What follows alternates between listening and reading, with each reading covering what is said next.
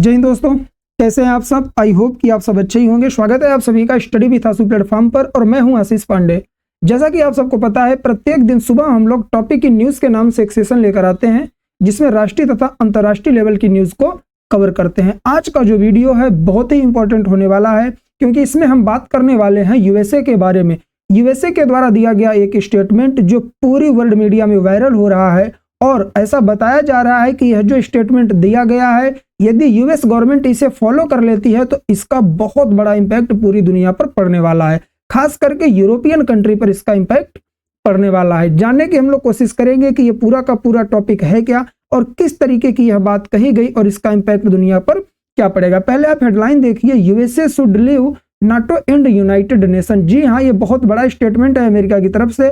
कहा जा रहा है कि अमेरिका अब नाटो और यूनाइटेड नेशन इन दोनों वैश्विक संस्थाओं से बाहर निकलने वाला है। और ये स्टेटमेंट दिया किसने है, तो ये दिया है अमेरिका के वर्तमान समय में अनऑफिशियल प्रेसिडेंट एलन मस्क। मैं इनको अनऑफिशियल प्रेसिडेंट क्यों कह रहा हूं, आगे समझने का प्रयास करेंगे हम लोग। चलिए बात करते हैं। देखिए, आप यदि अमेरिकन न्यूज का एक आर्टिकल देखेंगे तो यहां लिखा है द अलमाइटी मस्क।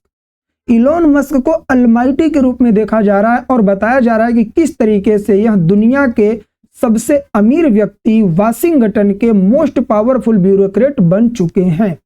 इसे समझने के लिए थोड़ा आपको पीछे जाना पड़ेगा। देखिए, जब डोनाल्ड ट्रंप अपने इलेक्शन की कैंपेनिंग कर रहे थे तो उस समय इनके साथ हाथ से हाथ मिलाकर खड़े थे कौन, एलन मस्क। इनका कहना था कि कुछ भी हो, अब डेमोक्रेटिक पार्टी के जो बाइडेन को हराकर रिपब्लिकन पार्टी की गवर्नमेंट हमें बनानी है जिसके राष्ट्रपति होंगे डोनाल्ड ट्रंप। डोनाल्ड ट्रंप ने कहा कि एलन मस्क आप हमारे साथ आए हैं तो मैं भी आपके साथ उसी तरीके से व्यवहार करूंगा जिस तरीके से आप मेरे साथ करें, मैं आपका साथ कभी नहीं छोड़ूंगा। तो अब सोचिए, इनको अगर मैं बात करूं क्या कैबिनेट में इन्हें कोई जगह दी गई है, तो इनको एक डिपार्टमेंट दे दिया गया है डीओजी नाम का, जो यूएस एड जो आप बार बार सुन रहे थे ना, यूएस एड यहां पर अपना एड बंद कर दे रहा, वहां पैसे देना बंद करेगा। यह एक ऐसा डिपार्टमेंट है डीओजी जिसमें यह पता चलता है कि अमेरिका का डॉलर कहां खर्च हो रहा है। तो इनके द्वारा इनको सिर्फ यही एक डिपार्टमेंट दिया गया है, लेकिन इनकी वरीयता को समझने के लिए आप ये इमेज देख सकते हैं। बताया जा रहा है कि यदि यूएस के जो कांग्रेस है, जो वहां की संसद है, वहां के मंत्रियों की जब मीटिंग होती है, जब कैबिनेट मीटिंग होती है, तो उसमें अप्रूवल की जरूरत पड़ती है एलन मस्क की। जिस चीज पर अप्रूवल एलन मस्क के द्वारा दिया जाएगा उसी चीज को आगे बढ़ाया जाता है। इतनी वरीयता डोनाल्ड ट्रंप के सत्ता में एलन मस्क को दी गई है। और आप सोच कर देखिए, फिर एलन मस्क के द्वारा ही एक स्टेटमेंट दे दिया जाता है कि publicly support US withdrawal from United Nation and NATO. Elon Musk कह रहे हैं कि मैं इस बात को पूरे तरीके से समर्थन देता हूं कि अमेरिका को इस समय यूनाइटेड नेशन और नाटो से खुद को बाहर कर लेना चाहिए। आप इनका एक ट्वीट भी देख सकते हैं। एक व्यक्ति ने ट्वीट किया था, it's time to leave NATO and the UN, और इन्होंने इस पर कमेंट किया, आई एग्री। जी हाँ, मैं भी चाहता हूं कि इस तरीके की चीजें हों। अब समझिए कि एलन मस्क के द्वारा ऐसा कहां क्यों जा रहा है कि अमेरिका को नाटो से बाहर हो जाना चाहिए। अभी हम यूएन को पीछे छोड़ते हैं, पहले नाटो की बात करते हैं, नॉर्थ अटलांटिक ट्रीटी ऑर्गेनाइजेशन। ये कह रहे हैं defence from who. Elon Musk on NATO ask why American taxpayers are covering 2/3 of Europe's defence cost. मतलब कि यूरोप का जो डिफेंस कॉस्ट है उसका 2/3 अमाउंट जो है वो अमेरिकन टैक्स पेयर के द्वारा क्यों दिया जा रहा है। यूनाइटेड स्टेट को ऐसी क्या जरूरत है नाटो जैसे ऑर्गेनाइजेशन की कि इसमें इतना पैसा हमारे टैक्स पेयर का जा रहा है। ये कौन कह रहा है, एलन मस्क कह रहे हैं। अब मैं बात कहूं यूरोप का नाम क्यों लिए, क्योंकि यदि आप नाटो की बात करें जिसे हम नॉर्थ अटलांटिक ट्रीटी ऑर्गेनाइजेशन बोलते हैं, तो उसे आप यहां पर देख सकते हैं। जितनी कंट्री यहां आपको दिख रही हैं ये सब नाटो की मेंबर हैं और ज्यादातर आपको यहाँ पर यूरोपियन कंट्री ही दिख रही हैं। और इसी नाटो में शामिल करने के लिए यूक्रेन को भी न्योता जो बाइडेन के द्वारा दिया गया था, जिसके विरोध में रसिया आया और पूरा का पूरा युद्ध छिड़ गया था। यह एक सैन्य संगठन है, सैन्य समझौता है। मैं कहूँ तो जितनी भी कंट्री इसमें हैं वो एक दूसरे की हेल्प के लिए खड़ी रहेंगी। अगर एक पर अटैक हुआ तो पूरी के पूरे ऑर्गेनाइजेशन पर अटैक माना जाएगा और सारी कंट्री उस पर जाकर उसके साथ खड़ी होंगी। तो इनका प्रतिनिधित्व भी कौन कर रहा था, यूएस कर रहा था। यूएस फंडिंग भी बहुत ज्यादा कर रहा था। तो इनका कहना था कि इससे हमें कोई फायदा नहीं है। अब वो टाइम आ गया है कि हमें नाटो को छोड़कर उससे बाहर निकल जाना चाहिए, क्योंकि हमारे लॉस के अलावा कोई भी प्रॉफिट हमें नहीं होने वाला है। क्या सिर्फ एलन मस्क के द्वारा कहा गया? तो ऐसा नहीं है। जब ये अपना कैंपेनिंग कर रहे थे डोनाल्ड ट्रंप, उस समय इन्होंने भी कहा था कि ये पॉसिबल है कि नाटो से यूएस को बाहर किया जा सकता है। तो कहीं ना कहीं पहले से ही यह कयास लगाया जा रहा था। अब आप लोगों के माइंड में बात आएगी, सर आप नाटो में से इनको निकलने की बात कर रहे हो और ज्यादातर कंट्री जो है वो यूरोप की हैं, तो जो यूरोपियन यूनियन है इनका क्या होगा अगर नाटो से यूएसए निकल गया? तो मैं आपको बताऊं कि यूरोपियन यूनियन इस बात से पहले से ही सजग हो चुका था और वो कह रहा है कि अब हमको एक नए लीडर की जरूरत है, क्योंकि नाटो से तो यूएस जाने ही वाला है। रसिया यूक्रेन वार में ही देख लीजिए, रसिया के साथ खड़ा हुआ है जो कहीं ना कहीं इन लोगों की एनिमी है यूरोप की। तो इन लोगों ने कहा काम करिए, नाटो से वो बाहर चला जाएगा, हम बनाएंगे क्या, एक हम न्यूक्लियर डिफेंस शील्ड बनाएंगे। तो यदि आपको न्यूक्लियर डिफेंस शील्ड बनानी है यूरोपियन यूनियन के लिए, तो उसके लिए कोई ऐसी भी कंट्री होनी चाहिए जिसके पास न्यूक्लियर पावर हो। आप यहां पर देख सकते हैं यूरोपियन यूनियन के मेंबर कंट्रीज, यूके इसमें आपको दिख रहा है, लेकिन यूके फॉर्मर मेंबर हो चुका है। यहां पर यह भी दिख रहा है कि कौन सा कलर किसको डेडिकेट करा है, क्योंकि आपको पता होगा ब्रेग्जिट के माध्यम से ब्रिटेन जो है वह यूरोपियन यूनियन से बाहर हो गया था।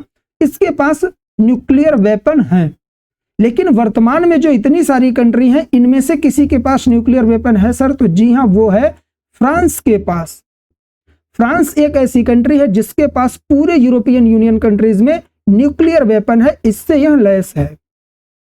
तो कहा जा रहा है कि फ्रांस की मदद से पूरे यूरोपियन यूनियन की कंट्री को मिलाकर एक न्यूक्लियर शील्ड का हम निर्माण करेंगे आपसी समझौता करके, जिससे कि कोई भी हमारे ऊपर अटैक ना करे। और यही चीज चाहते थे कौन? ये चाहते थे इमैनुअल मैक्रोन, जो फ्रांस के राष्ट्रपति हैं। इन्होंने कहा कि मैं तो रेडी हूं to discuss nuclear deterrence for Europe. Europe के लिए न्यूक्लियर शील्ड का यदि निर्माण करना है तो मैं उसके साथ हूं।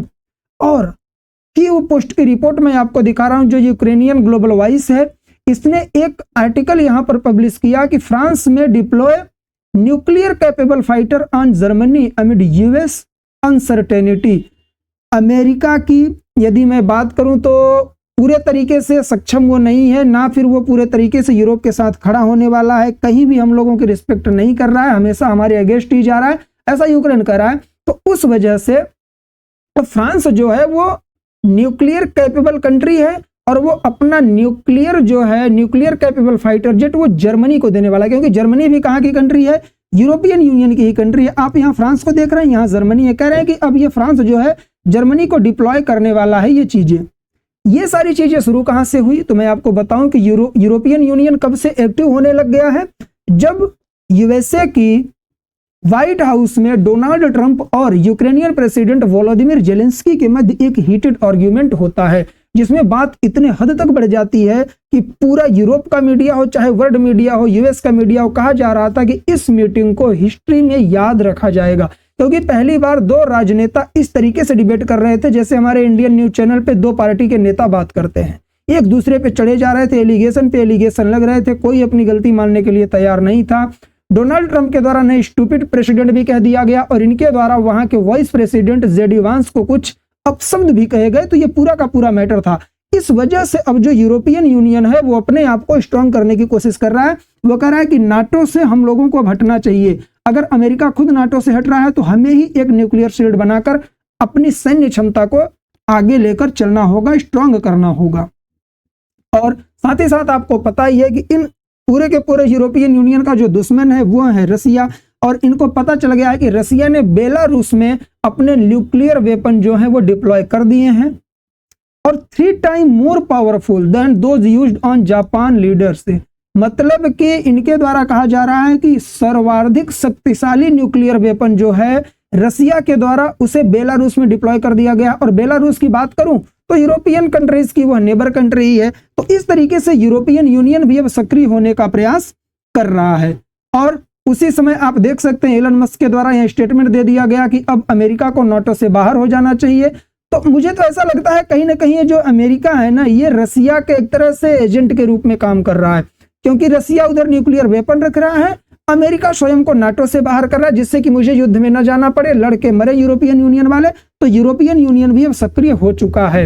ये इंटरेस्टिंग रहेगा पूरा का पूरा टॉपिक। इससे रिलेटेड कोई वीडियो आएगा तो कोई भी न्यूज आएगी तो मैं वीडियो लेकर आऊंगा।